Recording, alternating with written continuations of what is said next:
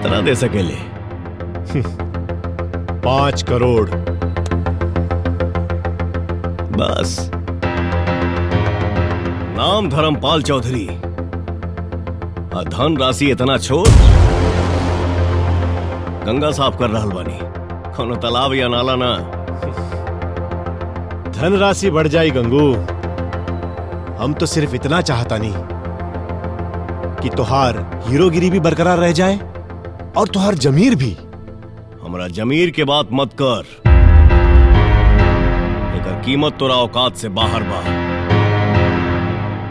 जौना हीरोगिरी से तू इतना परेशान बाड़े, वो हीरोगिरी हम देश के बच्चा बच्चा के शरीर में ये कदर भर दे कि देश से विलेन के नाम ही खत्म हो जाए। ए गंगू, तोरा हाथ में मुट्ठी भर बारूद का लग गई, तू नस्ल उजाड़े के ख्वाब देखे लगले।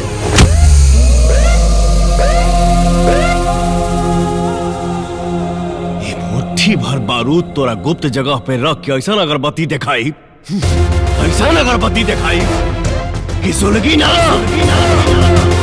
सीधा फाट जाए, फाट जाए।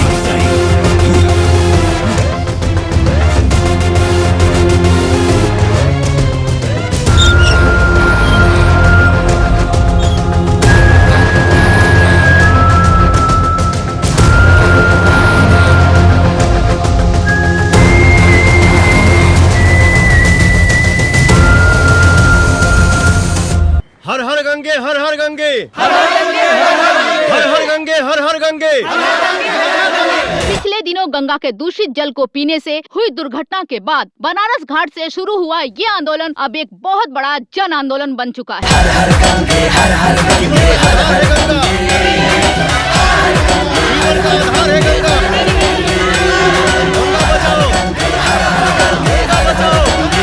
यहाँ पे सीधा सीधा ये आरोप लगाया है कि आपकी सरकार और उद्योगपति मिलकर गंगा को निगल जाएंगे। इस पर आप क्या कहना चाहेंगे?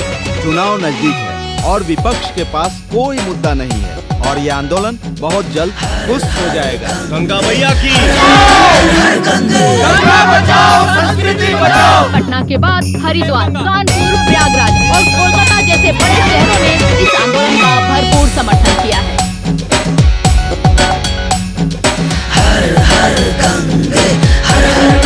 अमेरिका में रहने वाले भारतीय मूल के निवासी उमंग आचार्य, जो कि एक प्रतिष्ठित कंपनी के सीईओ हैं, उन्होंने अपने ट्वीट में लिखा है कि मैं अमेरिका में रहता जरूर हूँ, पर गंगा जल के महत्व को समझता हूँ और जब भी भारत अपने गांव जाता हूँ तो अपने साथ गंगा जल जरूर लाता हूँ।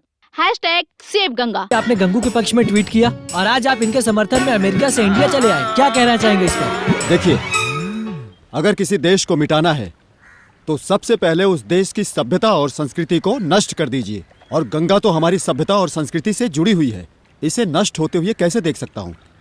इसके अलावा गंगा से 40 करोड़ लोग लाभान्वित होते हैं, इसलिए अगर कोई इस प्यारी गंगा के लिए खड़ा होता है तो इनका साथ देना तो बनता है।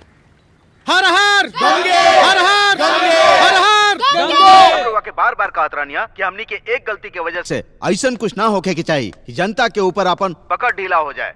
आज पूरा देश एक सुर में एक साथ हर हर गंगे बोल रहा बा।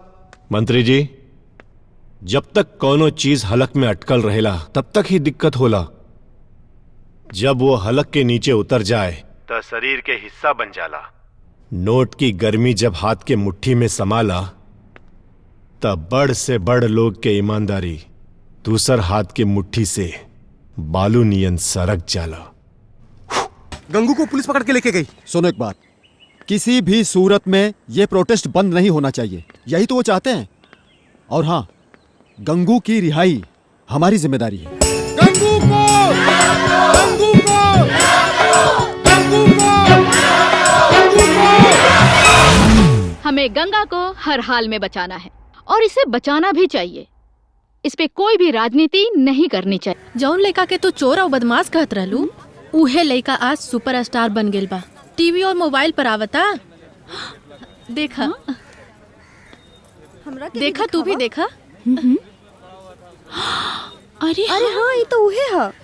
देखला हमार डांट के असर। ई तह चोरी छोड़कर सीधा रास्ते पे आ गई लस।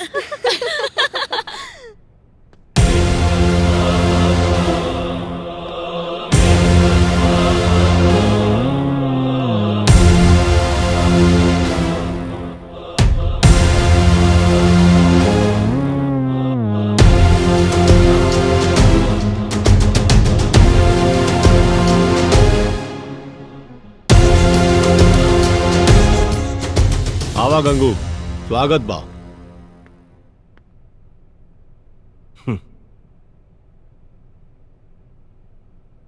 क्या बात बा, पानी में जहर मिलावे वाला भी पानी से स्वागत कर रहा बा। करे के पड़ी ना गंगू, हम कोनो छोट मोट आदमी के स्वागत ना बल्कि देश के हीरो गंगू के स्वागत कर रहल बानी। देख गंगू, देश के नजर में हीरो तो तू बन गए बाड़े, पर ई देश के हीरो के ना विलन के जरूरत बा। देख गंगू, हम तोहार हीरोगिरी से कोनो छेड़छाड़ ना करो। तू जनता के दिल पे राज करा और हमरा के उनका दिमाग पर राज करे दा। तू आपन आंदोलन गंगा किनारे और सड़क तक सीमित रखा, उकरा बाद हमके हमार काम करे दा। कीमत बतावा।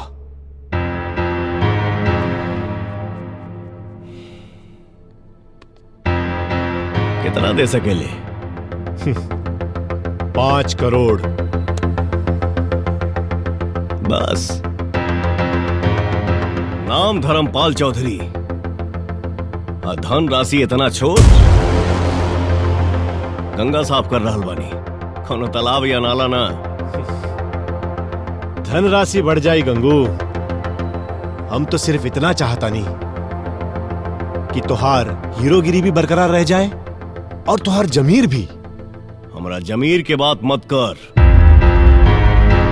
एकर कीमत तोरा औकात से बाहर बा।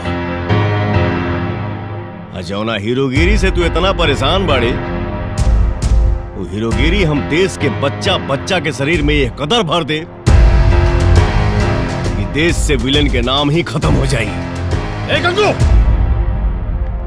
तोरा हाथ में मुट्ठी भर बारूद का लग गई, तू नस्ल उजाड़े के ख्वाब देखे लगले।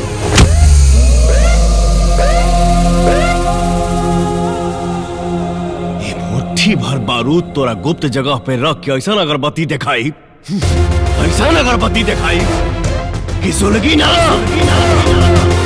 सीधा फाट जाए, फाट जाए।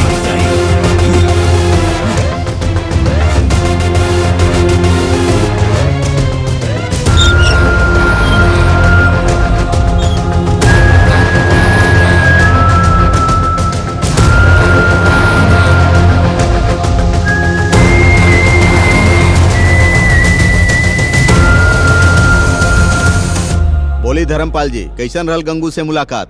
हमारा खुदगर्जी के तराजू पर गंगू के खुददारी भारी पड़ल मंत्री जी। वो ना बिकल तो फिर लागता गंगा गंगू के आहुति मांग रहल बिया।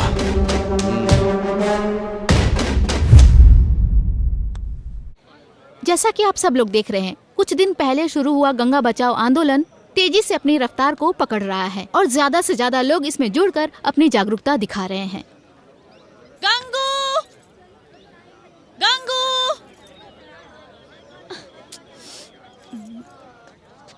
एक मिनट, गंगू।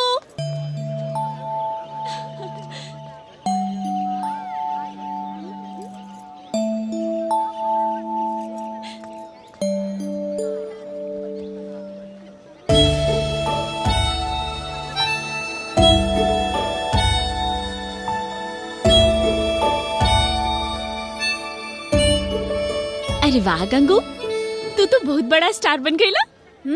देखला हमार डांट के असर। चला अब जल्दी से हमके थैंक्स बोला। थैंक यू गंगू, हम उ दिन के अपना व्यवहार खातिर तोहरा से माफी मांगल चाहता नहीं। हम न तोहरा की समझ पड़नी न तोहर भावना के। गंगू, हमार लॉकेट के गुम भइल और तोहरा के जाके मिलल, इस सब के पीछे कौनो मकसद रहे। हम कुछ ना समझ पाऊनी और तोके बेइज्जत कर देनी। बाकी अब हम समझ गए नी कि वो हमने के मिलवावे के एको बहाना रहे। हमके भी यही लागत रहे कि तुहार लॉकेट हमके तो से मिलावे के चाहत रहे, लेकिन अब पता चला कि ना हम यहाँ आइल बानी और ना ही केहू हमके भेजले बा। हमके तो गंगा मैया बुलौले बाड़ी। गंगा मैया के उद्धार ही हमार इकलौता लक्ष्य बा। ये तो बहुत अच्छा बात बा। हम भी ये अभियान में तोहर साथ दिल चाहता नहीं। हमके माफ कर दा।